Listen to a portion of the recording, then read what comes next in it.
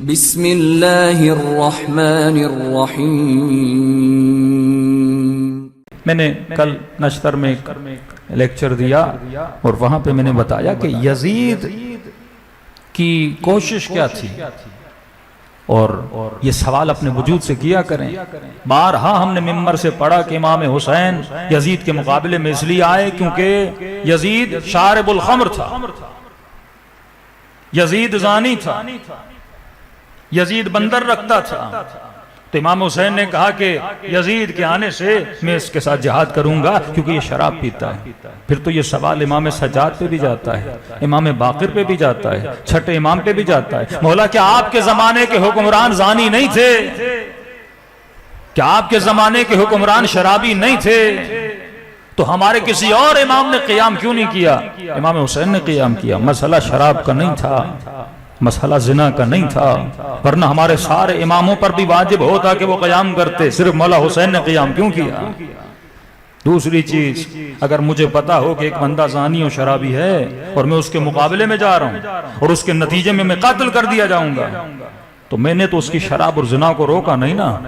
अगर मैं दुनिया से चला गया तो गोया मैंने उसे क्या कर दिया? और मजबूत कर दिया।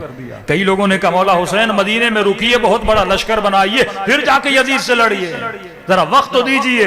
इमाम ने कहा नहीं, मैं मोहलत नहीं देना चाहता। रजब को निकले, माह ज़ीहज्जा से मक्के से मदीने से मक्के से रवाना हुए और करबला की तरफ गए।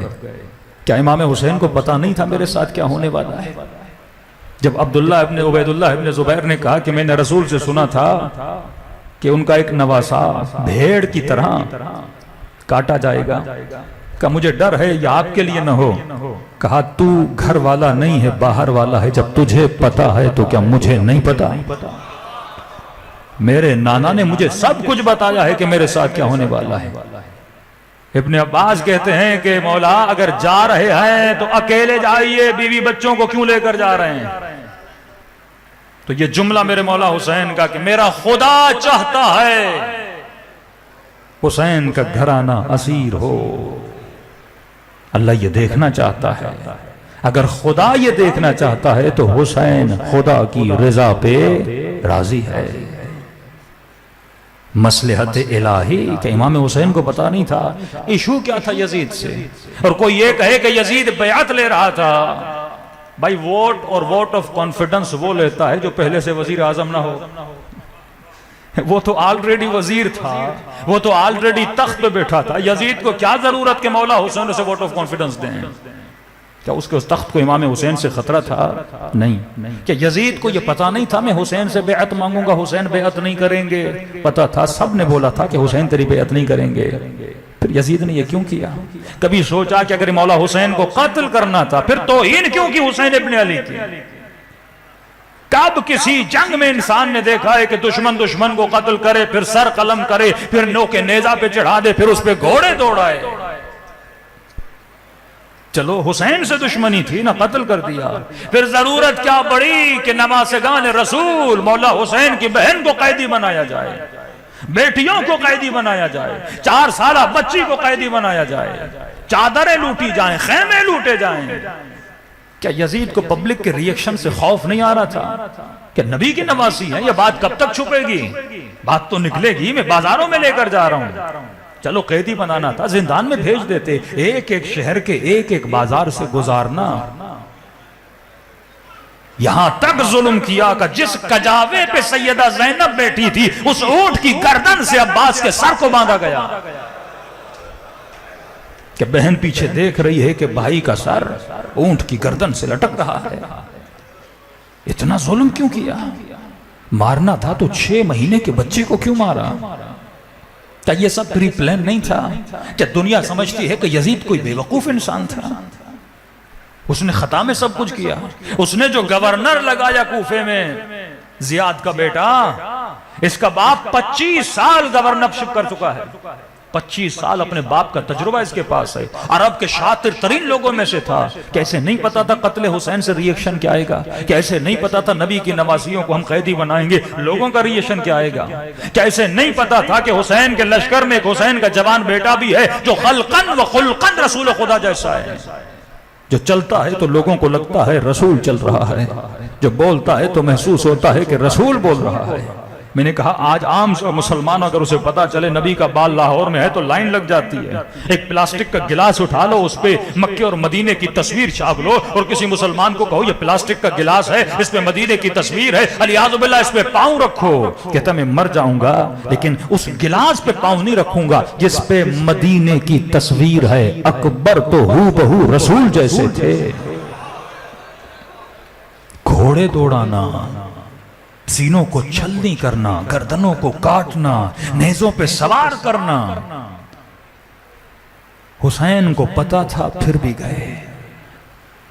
यजीद को पता था बेअत नहीं करेंगे फिर भी इतना जुल्म। क्या ये हुकूमत का मामला था? तख्त तो उसका पहले से बचा हुआ था, क्यों किया ऐसा? मसला जिना और शराब का नहीं था। यजीद ने जो शायरी की उसमें यजीद के प्लान का आपको पता चलेगा। यजीद अपने शेरों में कहता है न कोई वही आई न कोई खुदा है बल्कि ये बनु हाशिम का रचाया हुआ खेल है। वो सिरे से समझो कम्युनिस्ट था, वो खुदा को मानता ही नहीं था। अब उसने कहा कि मैं रसूल के 50 साल जाने के बाद दीन इस्लाम की जड़ों को उखाड़ लूं।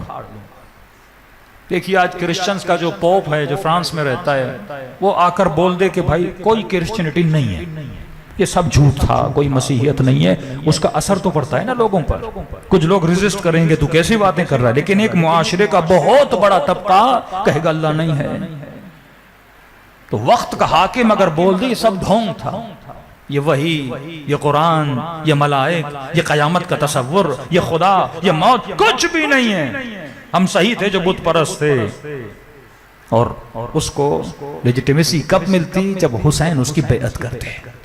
तो कहा जब उसी नबी के नवासे ने मेरी बेअत की है, मतलब उसने मुझे वेरीफाई किया है, अब मैं बोलूंगा कोई खुदा नहीं था, कोई रसूल नहीं था, तो पूरे अवाम को क्या बना देता? बेदीन बना देता। दूसरा प्लान ये था अगर हुसैन ने बेअत नहीं की तो हुसैन को कत्ल करूंगा। लेकिन कत्ल हुसैन से मैं लोगों को बेदीन नहीं बना सकता। कैसे बनाऊंगा? कत्ल करूंगा, इतना जुल्म करूंगा।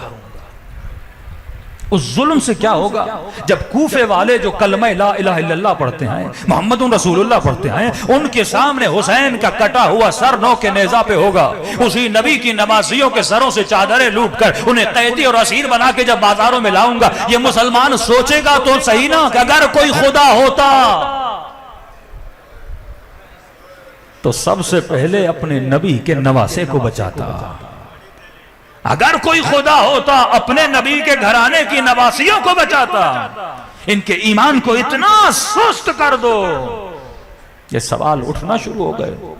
खुदा होता हुसैन के लाशों को पामाल होने देता, खुदा होता अली असगर के गले में तीर लगता, वो बचाता। मतलब कोई खुदा है ही नहीं। इतना इनको बाजारों में घुमाओ, इतना जुल्म करो, ये बच्चियां चीखें, ये तड़पें, ये पानी के लिए रोएं और बोले है कोई खुदा। कहते हो ना तेरा नबी जिंदा है, देख रहा है तो दुआ करे ना अपने नवासे के लिए। हुसैन का प्लान क्या था? मौला हुसैन को पता था मैं शहीद हो जाऊंगा, शहीद होने के बाद लाश को पामाल करेगा, शहीद होने के बाद तकलीफ देगा। चलो मेरे असहाब तो शहीद हो जाएंगे, मेरे बाद कोई तो हो ना जिसमें वही सब्र हो जो हुसैन का है। तो मौला हुसैन करबला में सैयदा ज़ैनब को लेकर गए, क्योंकि हुसैन को खुद पर यकीन था, क्योंकि ये अली के तरबियत याफ्ता है, और अपनी बहन ज़ैनब पे यकीन था क्योंकि वो भी उसी घर की तरबियत याफ्ता हैं। दोनों के माँ बाप अली इब्न अबी तालिब और सैयदतुन निसाइल आलमीन सैयदा फातिमा ज़हरा सलामुल्लाह अलैहा के फरमाते हैं जब विदा की बारी आई, अपनी बहन से खुदा हाफिज करने आए, तो बीबी एक तरह से लाचार हो चुकी थी। न अब्बास रहा, न अकबर रहा, न कासिम रहा, एक ही भरोसा है हुसैन का। मैं भी जा रहा हूं बहन, मेरे बाद खेमों को आग लगेगी, बहन असीर बनाया जाएगा। कहती जब बीबी ज़ैनब ने सुना ना तो गश खाकर जमीन पे गिर गई। तमाम रिवायात में लिखा है कि इमाम हुसैन ने अपना हाथ कल्ब ज़ैनब पे रखा और दुआ की। उसके बाद भी ज़ैनब खड़ी हुई। कहते हैं हाथ रखने के बाद वो ताकत सैयदा ज़ैनब को मिली। अब पूरे काफिले में अगर किसी दूसरी बीबी को कोई संभाल रहा था वो सैयदा ज़ैनब थी। अब बीबी ज़ैनब के जुमलों की समझ में आएगी कि यजीद ने वो नक्शा बनाया कि दुनिया ये बोले अगर कोई खुदा होता, अगर कोई खुदा होता तो अपने नबी के नवासे को, जो नबी अल्लाह का नबी है, नवासा भी उसी का उसको बचाता। और इसी आलम में लोग शशो पंज में थे जब सैयदा ज़ैनब से बोला कि तेरे खुदा ने तुझे रुसवा किया, तेरे खुदा ने तेरे भाई को मारा, खुदा ने तेरे हाथों में रस्सियां बांधी। तो बीबी ज़ैनब ने तौहीद का वो मैदान और मंजर पेश किया। फरमाया मार रहे तो इल्ला जमीला, मैंने तो खुदा से हुस्न के अलावा कुछ भी नहीं देखा। जिस खुदा को तू खत्म करना चाहता है ना, ज़ैनब ने तो हुस्न के अलावा कुछ नहीं देखा। फिर अब इमाम हुसैन की वसीयत समझ में आती है, बहन ज़ैनब नमाज शब में मुझे याद करना। ये तौहीद और दीन को कमजोर करना चाहते हैं, तुम पूरे सफर में दीन सिखाते जाना। फरमाया नमाज का वक्त होता था, चलते चलते नमाज पढ़ती थी। कूफे में जब लोग पत्थर मारते कहते थे ये बागी की बहन है, चीख के बोलती थी पत्थर मारना है मारो, लेकिन मेरे हुसैन को बागी नहीं कहो, ये नमाजी है। दीन पे बात ना आए, वो दीन की जड़ों को उखाड़ कर फेंकना चाहता था। अब कभी सोचा यजीद ने कभी मौला ज़ैनुल आबिदीन से बेअत की डिमांड क्यों नहीं की? कभी सोचा? चलो हुसैन ने बेअत नहीं की, इमाम ज़ैनुल आबिदीन से बेअत का डिमांड करता। उसने सोचा ये था मैं इतना जुल्म करूंगा, हुसैन की बहन मेरे सामने गिड़गिड़ाएगी, हुसैन का बेटा मेरे सामने हयात की भीख मांगेगा। लेकिन जब उसने देखा ये मरने के लिए, कटने के लिए, मिटने के लिए तैयार हैं, वो तो मेरे सामने ऐसे खड़ी और बोल रही है कि यजीद तू अपने तख्त पर बैठकर भी परेशान है और मैं खड़ी होकर भी मुतमईन हूं। इमाम सजाद ने कहा खैमों से बाहर निकलो, पूरी जिंदगी रोते रहे कि जब मैं इमाम बना पहला हुक्म मैंने ये दिया था। आज दुश्मनी दीन को बढ़ाया जा रहा है। आज ये मीडिया के चैनल, ये हुक्मरान, कोई अल्लाह को पैगाम नहीं दे रहा है खुदा हम तेरे दीन के मुहाफिज हैं। एक ढोंग और ड्रामा है कि पाकिस्तान का मतलब क्या, ला इलाहा इल्लल्लाह। रूसी इंडिपेंडेंस डे पे पाकिस्तान की आजादी के दिन में मुजरे करवाए जाते हैं। यही फिक्र यजीद है, फिक्र हुसैन ये नहीं है। खुलासा बता रहा हूं, करबला का मतलब है रिज़न बिरिज़ा व तस्लीमन ले अमरे ला माबूद सिवाक। ऐ खुदा हुसैन तेरी रिजा पे राजी है, तेरे अम्र के सामने तस्लीम है। आज मजलिस में आया हुआ और जो सुन रहा है या सुन रही है मेरी माएं बहनें, ये बताओ अल्लाह को तो हम सब मानते हैं, अम्र खुदा के सामने तू तस्लीम है कि नहीं है? आज इशू अम्र खुदा का है। लिबरल जवान, सेकुलर जवान, लिबरल मुसलमान, आज पाकिस्तान के हाई लेवल के सियासतदान से एक सवाल करोगे ना, खुदा को मानते हैं? कहते अल्हम्दुलिल्लाह हम अल्लाह को मानते हैं। आज पाकिस्तान में किसी नाचने वाली से पूछोगे ना खुदा को मानती हो? कहती है अल्हम्दुलिल्लाह मैं अल्लाह को मानती हूं। आज पाकिस्तान में किसी फासिक को, शराबी जो शराब बेचता उससे पूछोगे ना खुदा को मानते हो? कहते हाँ मैं अल्लाह को मानता हूं अल्हम्दुलिल्लाह। शिमर से भी पूछा था ना अल्लाह को मानते हो? कहते हाँ अल्हम्दुलिल्लाह अल्लाह को मानता हूं। हुसैन क्या कहते थे? हुसैन भी अल्लाह को मानता है लेकिन तस्लीमन ले अमरे, वो सिर्फ खुदा को नहीं मानता, खुदा के अमर को भी मानता है। ये फिक्र जो जवान के जहन में है, आए खुदा मैं तुझे तो मानूंगा लेकिन पर मुझे अपनी जिंदगी में क्या करना है इंटरफेयर तू नहीं करेगा, जो मेरी मर्जी। ये जो है ना मेरी मर्जी, मेरी जिंदगी, मेरा बदन, मैं अपनी मर्जी चलाऊंगा। तुझे मानता हूं लेकिन सर पे दुपट्टा रखना है या नहीं रखना, कब रखना है कब नहीं रखना, ये मैं तुझसे नहीं पूछूंगा, जब अच्छा लगेगा रखूंगी, जब मजबूर होंगी तो छोड़ दूंगी, तेरी मर्जी नहीं। मोमिन कहे जब दिल करेगा रोजा रखूंगा, जब नहीं तो नहीं रखूंगा, जब अच्छा लगेगा तो करूंगा। ऐ खुदा, ऐ मौला हुसैन, ऐ मौला ज़ैनुल आबिदीन, मैं आपको तो मानता हूं, पर जब अपने बेटे या बेटी की शादी करानी है वो मैं कैसे करूंगा, इसमें मैं आपसे नहीं पूछूंगा, अपनी मर्जी से करूंगा। 99% खुदा को मानो ना, 1% अपनी मर्जी चलाओ, तो ये तस्लीमन ले अमरे नहीं है, ये ला माबूदक सिवा का नारा नहीं है, तेरे अलावा मेरा कोई माबूद नहीं, मैं अपने वजूद को तेरे अमर के सामने तस्लीम करता हूँ। आज अफसोस है, मजलिसें कराने वाले, मातमी बजमों में आने वाले, अपने सीनों पर मातम करके अपने सीनों को छलनी करने वाले, लेकिन जब इनकी शादियों में जाओ तो कहीं भी रंगे हुसैन नजर नहीं आता। क्यों? हुसैनियत का मतलब ही है अपने उसूलों पे डट जाओ, चाहे मौत भी आती है तो आ जाए।